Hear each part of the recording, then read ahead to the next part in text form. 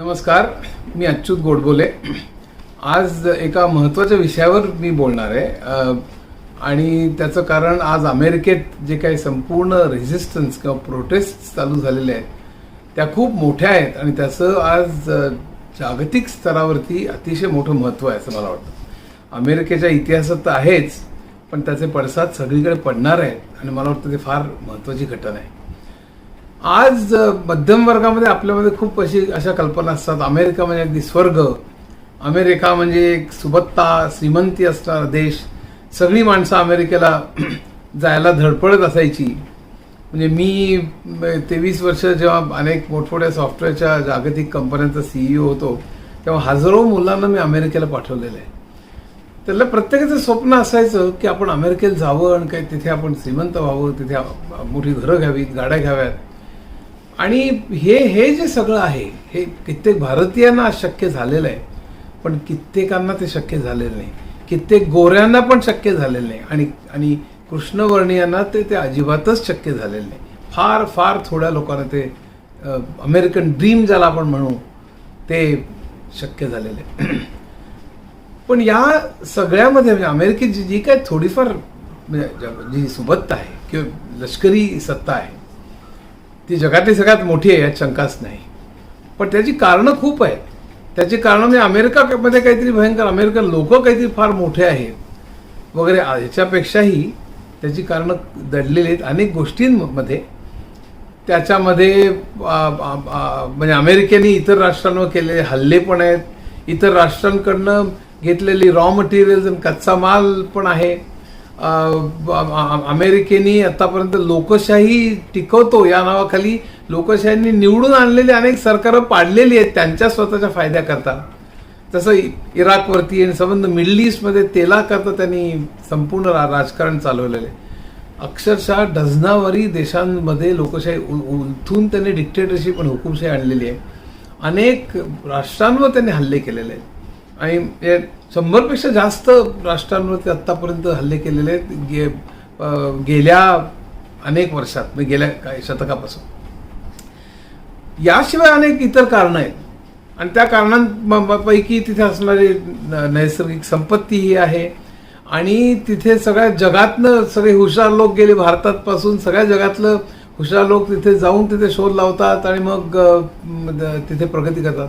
पण त्याचबरोबर सगळ्यात महत्त्वाचं एक कारण आहे अमेरिकेची सुबत्ता, ती म्हणजे अमेरिकेमधली गुलामगिरी.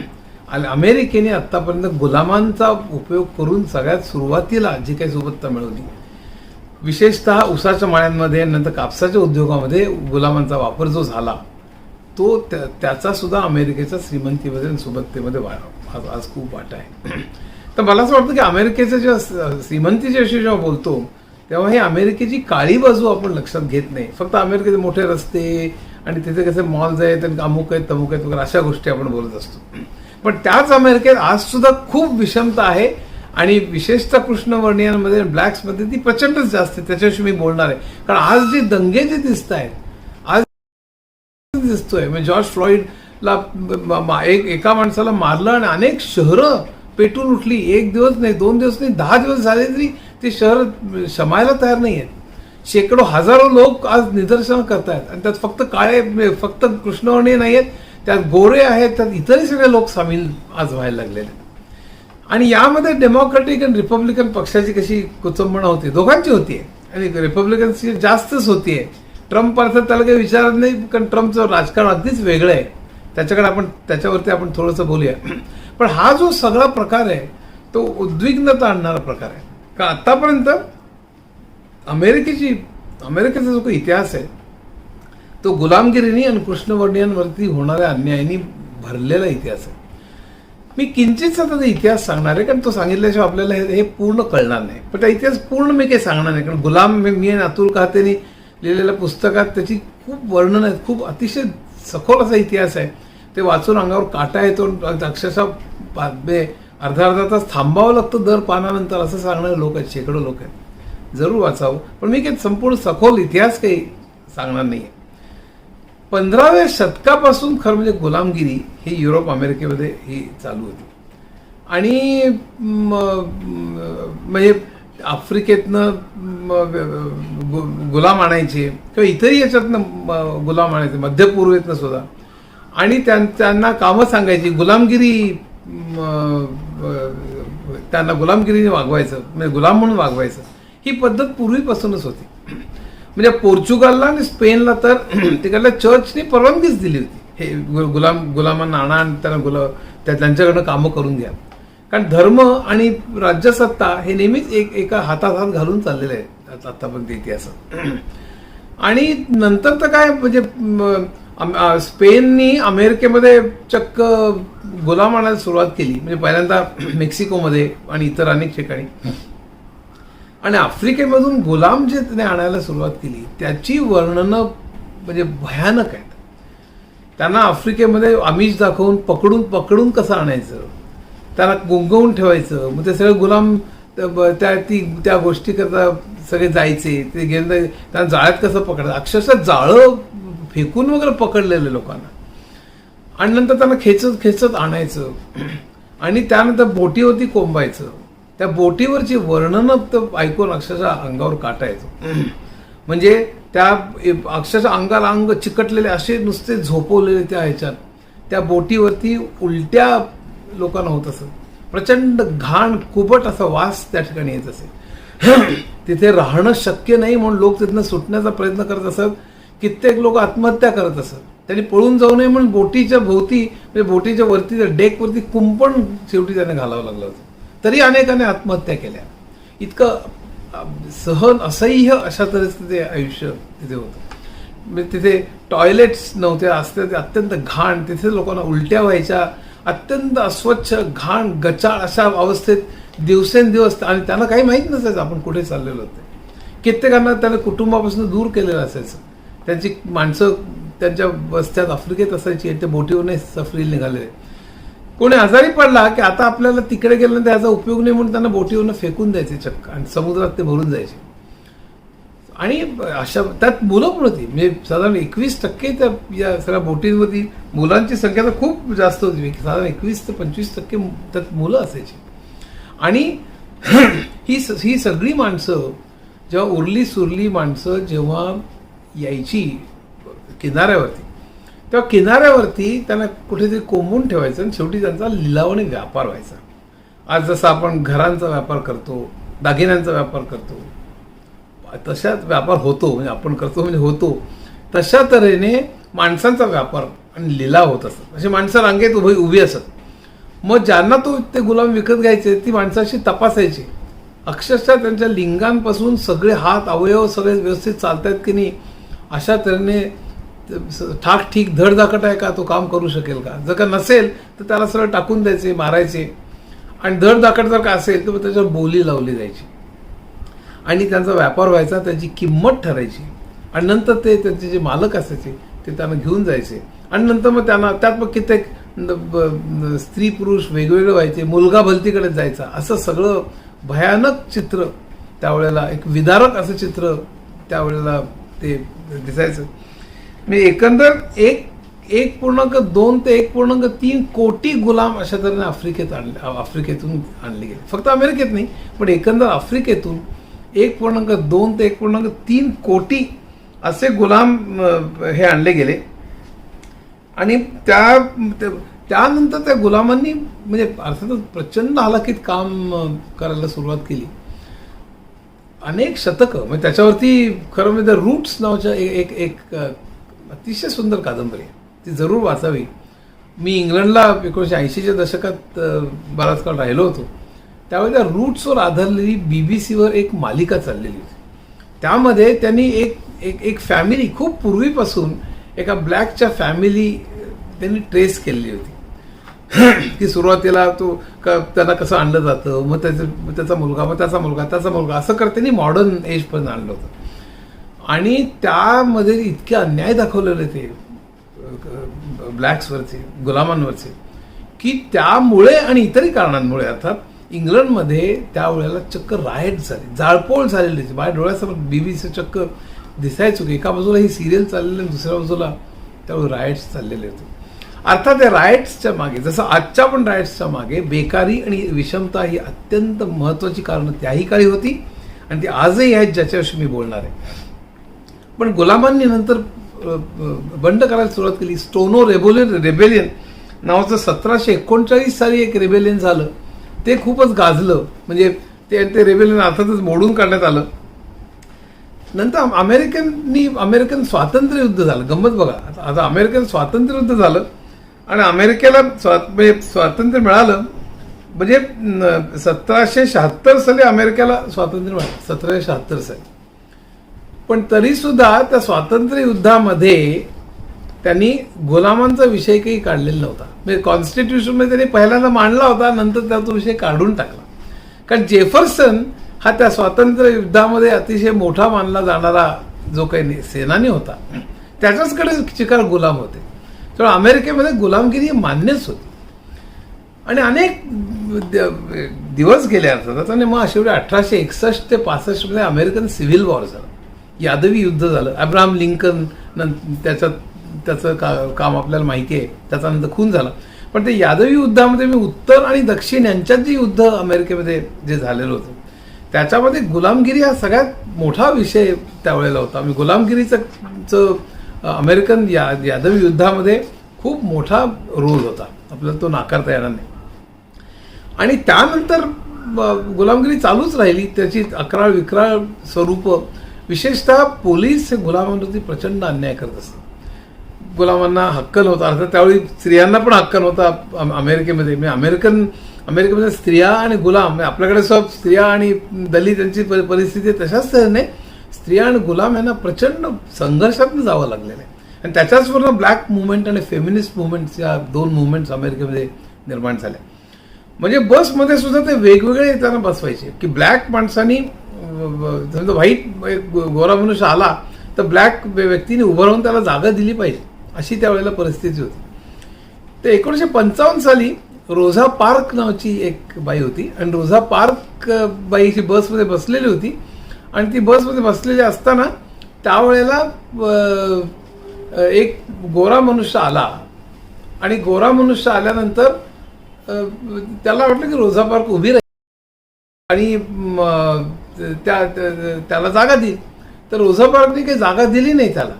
मग रोझा पार्क फक्त दमली होती म्हणून त्यांनी जागा दिली नाही. त्याला रागच आला होता की दरवेळेला त्यांनी यायचं आणि आम्ही उठून त्याला जागा द्यायची, हे त्याला मान्य नव्हतं. आणि तिने सरळ ती जागा द्यायला नकार दिला. त्याबरोबर अर्थात हाहाकार माजला. अमेरिकेत प्रचंड त्याच्यावर गदारोळ झाला. आणि त्यानंतर एक मोठी चळवळ निर्माण झाली. तर बसवर बहिष्कार काय टाकण्यात आला आणि मोठी एक कृष्णवर्णी यांची चळवळ रोझा पार्कने एक निर्माण केली होती. पण तरी सुद्धा पुन्हा त्यांच्यावरचे अत्याचार हे वाढतच चालले. टक्के लोकांचं उत्पन्न, तळातल्या 50% लोकांचं अमेरिकेतल्या गेल्या 30-40 वर्षातलं खरं उत्पन्न, म्हणजे महागाई वजा करून उत्पन्न जे आहे ते तेवढंच राहिलं किंवा आणखीन खालावलं. मग 10% समजा पगार वाढला, पण 10% उत्पन्न वाढलं तर खरा पगार वाढत नाही. तर तो खरा पगार जो आहे तो तळातल्या 50% लोकांचा तोच राहिला गेल्या 40 वर्षात. आणि मग करायचं काय? मग बाजारातली उत्पादनं घ्यायची कशी? इकडे तर जाहिरातींचा सातत्याने आपल्याला मारा होतोय. चंगळवादाकडे आपली मुलं आकर्षित होत आहेत. मग 2 मार्ग आहेत. एक म्हणजे जास्त काम करा, त्यामुळे कित्येक माणसांची जास्त, एक 2 नोकऱ्या कर किंवा शिफ्टमध्ये जास्त तास काम कर, असं तयार व्हायला लागलं. आणि त्यांचं कौटुंबिक आयुष्य उद्ध्वस्त झालं, अक्षरशः कोट्यवधी लोकांचं. किंवा कर्ज काढा. इकडे क्रेडिट कार्ड होतीच. आज असंख्य अमेरिकनचे कर्जबाजारी आहेत. मग विद्यार्थ्यांवरचं कर्ज ते एवढं प्रचंड मोठं आहे की विद्यार्थ्यांवरचं कर्ज त्यांनी नोकऱ्या केल्या तर नंतर अनेक वर्ष नोकरी केली तसं ते आज होणार नाही, ते फिटणार नाही कर्ज. अशा तऱ्हेने विद्यार्थ्यांवरचं कर्ज आज प्रचंड मोठ्या प्रमाणावर वाढलेलं आहे. तर अशा अवस्थेत म्हणजे अमेरिकेमध्ये 26 लोकांचं जी संपत्ती अमेरिकेकडे, ती तळातल्या 50% लोकांच्या संपत्तीपेक्षा जास्त आहे. भारतामध्ये विषमता आणखीन जास्त आहे. भारतामध्ये 9 लोकांकडे जेवढी संपत्ती आहे तेवढी तळातल्या 50% जास्त आहे. म्हणजे भारतातल्या 1% लोकांकडे 58% संपत्ती आहे, लक्षात ठेवा. तसंच अमेरिकेमध्ये विषमता निर्माण प्रचंड झाली. म्हणूनच थॉमस पिकेटीनी एक कॅपिटल नावाचं पुस्तक लिहिलं ज्याच्यात या विषमतेचा संपूर्ण संबंध जोडलेला. आपण लक्षात ठेवलं पाहिजे, विषमता ही वाईटच, पण विषमतेबरोबर फक्त वाईट आहे नैतिकदृष्ट्या अरे अरे अरे एक बंगला तर दुसरं झोपडीत, किती वाईट. हा एक भाग झाला मानवतेच्या दृष्टीने. पण दुसरा अर्थशास्त्राच्या दृष्टीने जेवढी विषमता जास्त आणि ती जिनी नावाच्या कोइफिशियंटनी मोजता येते, तो विषमता कशी वाढत वाढत गेलेली आपल्याला कळेल. आणि एस्पेशली 1980च्या नंतर ही प्रचंड स्काय रॉकेट झालेली.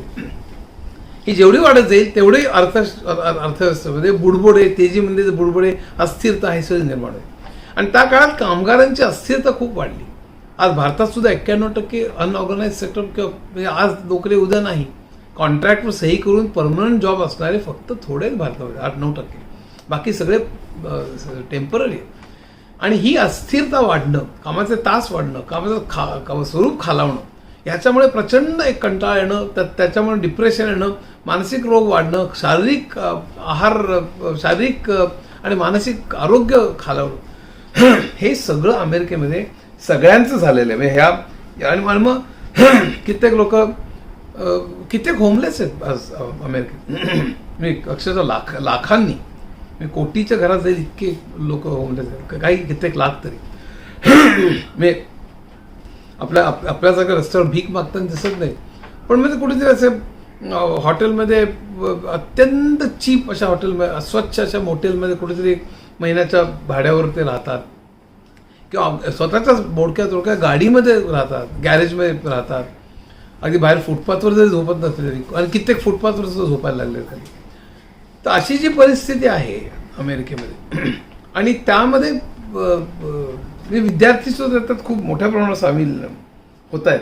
तर हा जो सगळा प्रकार आहे, त्या सगळ्या प्रकारामध्ये आज म्हणजे आयुष्यमान सुद्धा जे आहे तर श्रीमंतांचं 90 वर्ष आहे, गरिबांचं 79 वर्ष आहे. सगळ्या बाबतीमध्ये श्रीमंत आणि गरीब यांचं जे काही प्रचंड मोठ्या प्रमाणावर जे काही विभाजन झालेलं आहे ते खूप मोठं आहे. आणि त्याची मी आकडेवारी सांगणार आहे. म्हणजे या सगळ्यामध्ये आत्ता जी आकडेवारी सांगितली ती गोरे सगळे मिळून, की श्रीमंतांकडे किती संपत्ती, गरिबांकडे किती संपत्ती, श्रीमंतांकडे आयुष्यमान किती आहे, गरिबांकडे आयुष्यमान किती, हे प्रत्येक बाबतीत आहे. शिक्षणामध्ये हे श्रीमंतांमध्ये किती, गरिबांमध्ये किती, प्रत्येक बाबतीमध्ये आपल्याला हे दिसेल. होम ओनरशिप, की घरं किती लोकांकडे आहेत आणि ह्याच्यात. पण हे कृष्णवर्ण्यांमध्ये तर हे प्रमाण आणखीनच भयंकर आहे. मग त्याची काही आकडेवारी मी तुम्हाला सांगणार आहे. उदाहरणार्थ संपत्तीतली विषमता, म्हणजे 1983 साली मीडियन संपत्ती, मीडियन स्टॅटिस्टिक्समध्ये असतं, म्हणजे सरासरीपेक्षा थोडं वेगळं असतं, पण आपण सध्या धरू आपण ते गोऱ्यांमध्ये 1983 साली $1.10 लाख होते संपत्ती, $1.10 लाख. ते 2016 मध्ये $1.47 लाख झाली, म्हणजे 34% वाढली. तीच ब्लॅक्समध्ये म्हणजे कृष्णवर्णियांमध्ये 1983 साली $7,323 होती, ती 2016 मध्ये 3,557 झाली, म्हणजे ती 51% कमी झाली. लॅटिनोज म्हणजे इतर जे आहेत हिस्पॅनिक्स वगैरे मंडळी, त्यांचे पण खूप कमी झालेली. म्हणजे कृष्णवर्णीय फॅमिली जी आहे ती गोऱ्यांकडे जी संपत्ती आहे त्याच्या फक्त 2% सरासरी संपत्ती काळ्यांकडे असेल. सरासरी म्हणजे मीडियन, किंचित वेगळा असतो तो प्रकार, पण सरासरी धरू आपण 2%. म्हणजे काळ्यांकडे जी संपत्ती आहे त्याचे 50 पट गोऱ्यांकडे. नंतर ही दरी थोडी थोडी कमी झाली, पण तरी सुद्धा 10 पट 20 पट अशा तऱ्हेने संपत्ती आहे त्यांच्याकडे. नंतर ज्यांच्याकडे काहीही संपत्ती नाही, म्हणजे ज्यांचं कर्ज हे त्यांचं आत्ताचं घर गाडी सगळं विकून जेवढं त्यांच्याकडे मालमत्ता आहे त्याच्यापेक्षा कर्ज जास्त आहे, ते गोऱ्यांमध्ये 1983 मध्ये 11.3% प्रपोर्शन होतं गोऱ्यांमध्ये अशा लोकांचं, की ज्यांच्याकडे काहीच संपत्ती नाही किंवा कमी आहे, म्हणजे कर्जच आहे जास्त. ती 2016 मध्ये 15.5% झाली. ब्लॅक्समध्ये हे प्रपोर्शन 37% आहे, म्हणजे जवळपास 40% जरी धरलं तर म्हणजे 5पैकी 2 ब्लॅक्समध्ये संपत्तीच नाही आहे. म्हणजे भविष्य काय असणार बघा. आपण कसं काहीतरी वाचवतो, सेव्ह करतो, प्रॉव्हिडंट फंड असतो, मग मुलांकरता, इथे त्यांची संपत्तीच नाही की त्यांच्यावर कर्ज आहे, असे 37% लोक आहेत. आणि हे जे संपूर्ण आहे हा जो सगळा प्रकार आहे तो सगळीकडे आपल्याला दिसतो. तुम्हाला आणखीन मी काही उदाहरणं सांगणार आहे ही ही ही भयंकर परिस्थिती आहे. होम ओनरशिप म्हणजे घरांची मालकी ही व्हाईट्समध्ये म्हणजे गोऱ्यांमध्ये साधारण 72% लोकांची स्वतःची घरं आहेत, पण कृष्णवर्णियांमध्ये फक्त 44% लोकांची स्वतःची घरं आहेत. बाकी मग कुठेतरी भाड्यानं राहा, हॉटेलमध्ये राहा, काय असं भयंकर परिस्थिती. फॉर्च्यून 500 मध्ये तर त्याच्यामध्ये ब्लॅक्स म्हणजे कृष्णवर्णीय आणि लॅटिनो हे दोन्ही मिळून 2.8% आहेत, 3% कमी आहेत. आणि गोरे आणि एशियन्स आपले भारतीय जे गेलेले ते आणि गोरे मिळून 97.2%. एक लक्षात ठेवलं पाहिजे, आपले जे लोक गेलेले तिकडे त्यातले बहुतांश अमेरिकेमध्ये विशेषतः, इंग्लंडची परिस्थिती वेगळी आहे, पण अमेरिकेमध्ये विशेषतः विशेषतः सॉफ्टवेअर आणि इतर क्षेत्रामध्ये गेलेले जे आहेत ते यशस्वी झालेले आहेत. तर त्याच्यामध्ये खूप आपल्याला श्रीमंत लोक आढळतात. पण कृष्णवर्णीयांचं प्रमाण फॉर्च्यून 500 CEOs मध्ये 3% कमी आहे, कृष्णवर्णीय आणि लॅटिनोज मिळून. नंतर पगार, वीकली मीडियन पगार जो आहे तो म्हणजे ब्लॅक्सचा अतिशय कमी आहे, म्हणजे साधारण व्हाईट्सच्या 60% आहे असं आपल्याला म्हणता येईल. म्हणजे व्हाईट वर्करला साधारण ब्लॅक कृष्णवर्णीय कामगारापेक्षा 28% ते 30% जास्त मिळतात आणि कित्येक वेळा त्याच कामं करतात. जसं आपल्याकडे सुद्धा स्त्रियांना त्याच कामं करता कमी पैसे मिळतात, तसंच अमेरिकेमध्ये सुद्धा स्त्रियांना त्याच कामं करता सुद्धा कमी पैसे मिळतात, अशी अनेक उदाहरणं आहेत. आणि तसंच कृष्णवर्णीयांचं. अनएम्प्लॉयमेंटमध्ये ब्लॅक्स म्हणजे कृष्णवर्णीयांचं प्रमाण 6%. हे सगळं पूर्वीचे आकडे, आता तर भयंकर वाढलेलं आहे. आणि व्हाईट्समध्ये 3.2% होतं, म्हणजे निम्म परत. म्हणजे कृष्णवर्णीयांमध्ये जी बेकारी आहे ती बेकारी सुद्धा दुप्पट. हे करोनाच्या पूर्वी. आता तर बेकारीचे आकडेच पुढे 20% आणि 25% असे झालेले. हे मी पूर्वीचे आकडे सांगतोय.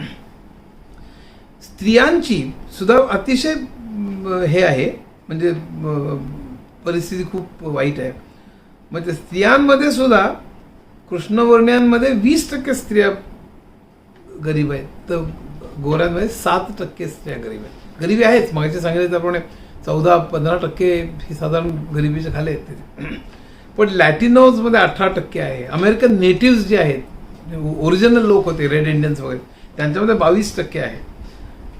एशियन्समध्ये कमी आहेत, मगाशी सांगितल्याप्रमाणे ते आपण जास्त यशस्वी लोक आहेत आपण अमेरिकेत, त्यात 10% आहेत. गोऱ्यांमध्ये 7% आहे, पण अमेरिकेमध्ये ब्लॅक्समध्ये 20% आहे. आणि आत्ता 2018ची आकडेवारी अशी की कृष्णवर्ण्यांमध्ये 20.8% गरिबी आहे आणि व्हाईट्समध्ये गोऱ्यामध्ये 8.1% आहे. तर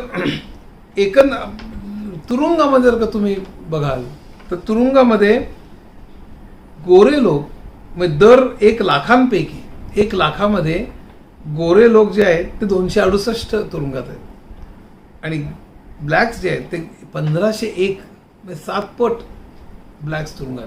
काही झालं की ब्लॅकला मारहाण करा, ब्लॅक्सला तुरुंगात टाका, हे सगळं चाललेलं आहे. हेल्थ केअरमध्ये लॅक ऑफ हेल्थ केअर, म्हणजे हेल्थ केअर न मिळणं. आपल्याला तर अमेरिकेसोबत कोणी हॉस्पिटल कोणी गेलं की आत्ता कोरोनामध्ये फारच परिस्थिती वाईट आहे आपल्याला माहिती आहे, पण त्याच्या अगोदर अशी कल्पना होती की अशी सुसज्ज हॉस्पिटल्स कोणी जावं आणि करावं. मेजॉरिटी लोकांना अमेरिकेमध्ये म्हणजे खालच्या तळातल्या आज हेल्थ केअर परवडत नाही. ओबामा केअर नावाचा एक प्रकार निघाला होता, तो थोडाफार सुधारणा करणारा प्रकार होता, पण अजूनही लोकांना कित्येक तळागाळातल्या लोकांना हेल्थ केअर परवडत नाही. म्हणजे ब्लॅक्स म्हणल्या तर कृष्णवर्णी ऑफिशियल डेटा हा 10% त्यांना परवडत नाही असं आहे. आता यामध्ये सगळ्यात महत्त्वाची गोष्ट अशी की करोनामुळे जे काही मृत्यू झाले ते करोनामध्ये ब्लॅक्समध्ये सगळ्यात जास्त मृत्यू आपल्याला झालेले आढळलेले. करोनामध्ये सगळ्यात जास्त रोगाची लागण ही सुद्धा ब्लॅक्समध्ये जास्त झालेली आहे आणि करोनामध्ये आपल्याला म्हणजे कोविडचे मृत्यू जे आहेत उदाहरणार्थ ते कृष्णवर्णियांमध्ये दर लाखामागे कृष्णवर्णियांचा दर 54 आहे. दर लाखामागे 54 कृष्णवर्णीय लोक मेलेले आहेत, तर गोरे 23 मेलेले आहेत. आपल्याला दर ठिकाणी अमेरिकेमध्ये हा एक प्रचंड मोठा फरक दिसेल. कोविड नंतर आलेली बेकारी जी आहे ती म्हणजे त्या बेकारीमुळे ज्या कुटुंबांवर परिणाम झाला त्या गोऱ्यांमध्ये 38% कुटुंबांवर परिणाम झाला, तर कृष्णवर्णीय आणि लॅटिनो हे मिळून त्याच्या दुप्पट तिप्पट लोकांवर परिणाम झाला. तर असं जे काही सगळं आहे चित्र, त्या चित्राच्या पार्श्वभूमीवरती जॉर्ज फ्लॉइडचा मृत्यू झालेला आहे. की बेसिकली मी मगाशी सांगितलं त्याप्रमाणे की 1980च्या दशकामध्ये जसं बेकारी आणि विषमतेच्या जोरावरती संबंध चळवळ उभी राहील, हा जो हे भाग होता तो अमेरिकेच्या कृष्णवर्णियांच्या ह्याच्यात खदखदतच होता. मग ह्याचा जो मृत्यू झाला हे टिपिंग पॉईंट होता. त्याच्या अगोदर म्हणजे अनेक उदाहरणं आपल्याला मिळतात. म्हणजे Tamir Rice, Eric Garner, Freddie Gray, अनेक लोक, सँड्रा ब्लँड, म्हणजे त्याच्या अगोदर अशी यादीची यादी आहे. परत CNN वरती त्या सगळ्यांचे फोटो पण दाखवतात की पोलिसांच्या अत्याचारामुळे कृष्णवर्णीय किती लोक कसे मारले गेले. त्याला तुरुंगात टाका, त्याला मारा, त्याच्यावर खटले टाका, खटले घाला, कोणी दिसलं कारण कशी भयानक वागणूक तिथे मिळत होती. आत्ता आज अमेरिकेच्या या लोकशाही टेंबा मिळवणाऱ्या राष्ट्रामध्ये इतकी प्रचंड वाईट वागणूक. बाहेरनं बघितलं तर छान, आपण गेलो सुपर मार्केटमध्ये तर छान ब्लॅक स्टो चाललेलं असतं, ही ट्रॉली हे करत सुपर मार्केटमध्ये माल घेत असतात, आपल्याला तर वावा छान छान. पण आतमध्ये प्रत्यक्ष शिक्षण, आरोग्य, बेकारी, नोकरी, पगार, हेल्थकेअरची व्यवस्था आणि या सगळ्यामध्ये आणि प्रत्यक्ष अत्याचार, तुरुंगात असणे, या सगळ्यामध्ये खूप मोठ्या प्रमाणावर विषमता आहे अमेरिकेत अजूनही आज, ओबामा वगैरे सगळं येऊन सुद्धा. आणि यामध्ये डेमोक्रेटिक आणि रिपब्लिकन पक्षात फार फरक नाही आहे. फक्त रिपब्लिकन पक्ष अतिच उजवा आहे. पण क्लिंटन आणि ओबामा या दोघांनी सुद्धा काही म्हणजे संपूर्ण मिडल ईस्टमधलं राजकारण बघा, इराक वॉरमधनं थोडाफार काढता पाय ओबामानी घेतला असं आपल्याला म्हणता येईल. पण बाकी अनेक बाबतीमध्ये त्यांनी कॉर्पोरेट धार्जिणीच धोरणं घेतली. म्हणजे उदाहरणार्थ सांगतो की 2008 सालची जेव्हा मंदी आली तेव्हा मंदी आली म्हटल्यानंतर त्यांनी ताबडतोब इतके बिलियन डॉलर्स दिले. $70 बिलियन, $700 बिलियन अमेरिकेने जे दिले ते कोणाला दिले? ते ज्यांची घरं गेली होती की जे गरीब झाले होते, ज्यांची बेकार झाले होते त्यांना नाही दिले. त्यांनी दिले बँकांना आणि कॉर्पोरेट्सना. याला सप्लाय साईडचं सोल्युशन म्हणतात. अर्थव्यवस्थेत 2 तऱ्हेचे प्रश्न असतात, एक डिमांड साईड आणि एक सप्लाय साईड. डिमांड साईड म्हणजे लोकांची खरेदी क्षमता कमी आहे, तर त्यांच्याकडे पैसे द्या, त्यामुळे ते मार्केटमध्ये जाऊन विकत घेतील. विकत घेतल्यानंतर डिमांड वाढेल, मग कॉर्पोरेट्स कंपन्या चालू करतील पुन्हा ज्या बंद पडल्या होत्या त्या, मग लोकांना एम्प्लॉयमेंट मिळेल. मग एम्प्लॉयमेंट मिळालं की त्यांची खरेदी क्षमता वाढेल आणि मग पुन्हा सगळे चक्र चांगलं सुरू होईल. ही डिमांड साईडचे हे. आणि त्याच्याकरता मॉनिटरी आणि फिस्कल दोन्ही पॉलिसीज वापरल्या जातात. मी इंटरेस्ट रेट कमी करणं किंवा सरकारी खर्च करणं असे दोन्ही वापरले जातात. विशेषतः सरकारी खर्च जो निओलिबरल किंवा नवउदार मतवाद्यांना तो नको असतो. त्यांना सप्लाय साईड सोल्युशन हवे असतात. त्यांच्या मते उत्पादन होत नाही आहे, GDP वाढत नाही आहे, बेकारी, याचं कारण कॉर्पोरेट्सकडे पैसा कमी आहे. मग कॉर्पोरेटचा पैसा कमी वाढवायचा कसा? पण टॅक्सेस त्यांच्यावरचे कमी करा. हे टिपिकल सप्लाय साईडचं सोल्युशन झालं. आणि आपल्याकडे जो कॉर्पोरेटचे टॅक्सेस कमी करण्यात आले, हे सप्लाय साईडचं सोल्युशन झालं. त्यांनी फरक पडत नाही मंदीमध्ये किंवा बेकारीमध्ये. कित्येक वेळेला काही ठराविक वेळी पडू शकतो ठराविक कंडिशन्समध्ये, पण बहुतांश वेळेला जेव्हा मागणीचा प्रश्न असतो तेव्हा पडत नाही. दुसरं सप्लाय साईडचं सोल्युशन, त्यांना पैसेच द्या चक्क. जेव्हा ओबामानी 2008च्या नंतर जे बेलआउट केलं म्हणजे की त्यांनाच पैसे दिले, की आपोआपच ते काहीतरी कारखाने चालू करतील किंवा कंपन्या चालू करतील. त्यातनं हळूहळू लोकांकडे पैसा देईल. म्हणजे त्याला ट्रिकल डाऊन म्हणतात. त्या ट्रिकल डाऊन थेअरीवरती या निओ लिबरल लोकांचा खूप विश्वास असतो. ही कधी आत्तापर्यंत सिद्ध झालेली नाही. जे ट्रिकल डाऊन झालेलं ते अत्यंत थोडं झालेलं आहे, ते सो फार यशस्वी झालेलं नाही. थोडं झालंय पण अगदी कमी. हा त्यातला महत्त्वाचा प्रश्न. तेव्हा ओबामाने काय केलं की हे सगळे पैसे दिले या सगळ्या कॉर्पोरेशनल बँकांना, जे समज बँकरप्ट झालेले होते, सगळ्या लोकांचे म्हणजे हाऊसिंग क्रायसिस आपल्याला माहितीच आहे की त्यांनी कर्ज देऊन टाकलेली होती. हाऊसिंगला घरांना तारण दिलेलं होतं. म्हणजे कित्येक वेळा लोक घराच्या किमती कायम वाढतच जातील असं त्यांना वाटायचं. त्यामुळे लोकांनी कर्ज बँकेकडून घेताना बँक म्हणायची कर्ज तो तारण काय, हे काय, सिक्युरिटी काय. तर म्हणजे माझं घरच, पण घराची किंमत वाढेल आणखीन 2 वर्षांनी. तर समजा तरी कर्ज नाही फेडलं तर आपण घर ताब्यात घेऊ, तर आपलं काही बुडणार नाही असं बँकांना वाटलं आणि त्यांनी आपले कर्ज देत सुटले भराभर आणि घराच्या किमती कोसळल्या. अर्थात बँकेचे बॅलन्स शीट सगळे कोसळले. ते भरून काढण्याकरता ओबामाने हे सगळे पैसे दिले ते बँकांना आणि त्या कॉर्पोरेट्सना. आता या कॉर्पोरेट्सने आणि बँकांनी केलं काय की त्यांनी हे पैसे खरोखर ज्यांनी कर्ज घेतली होती त्यांना वाचवण्याकरता वगैरे काही केलं नाही. त्यांनी ते पैसे शेअर मार्केटमध्ये खेळवले. म्हणजे आपलेच शेअर्स जाऊन त्या पैशाने विकत घेतले आणि स्वतः आणखीन श्रीमंत झाले.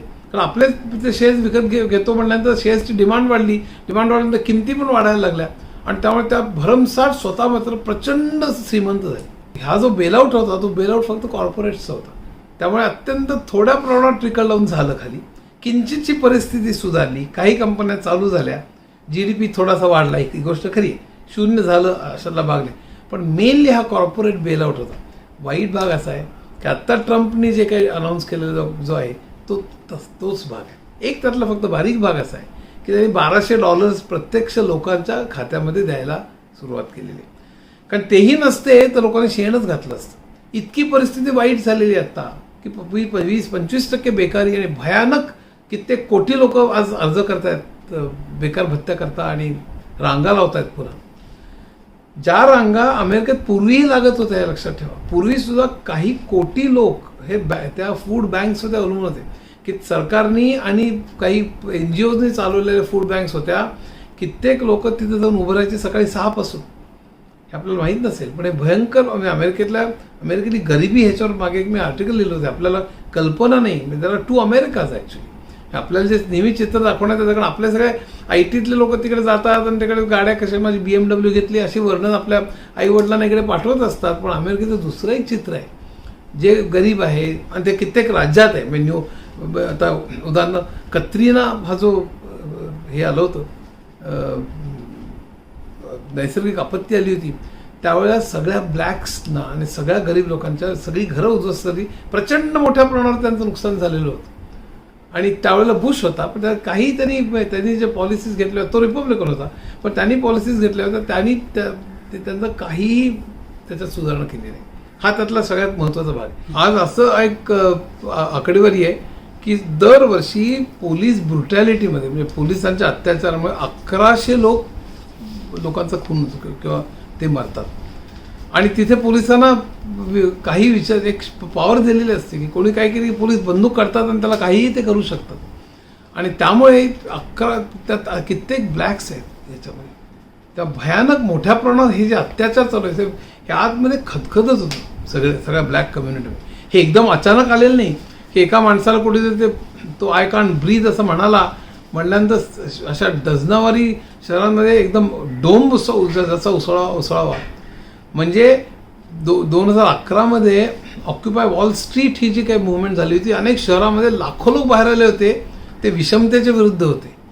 आत्ता जे आलेले आहेत ही रेशल विषमता आहे आणि त्यामुळे ते लोक बाहेर आलेले आहेत. आणि ते आत्तापर्यंत ही जी प्रचंड विषमता, बेकारी आणि अन्याय जे आहेत पोलिसांचे त्याच्या विरुद्ध हे सगळे लोक आलेले आहेत. आज असंख्य लोक म्हणजे जवळपास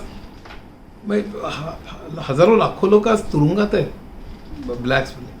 आणि कित्येक लोकांवरती अन्याय झालेला असं त्यांचं म्हणणं आहे.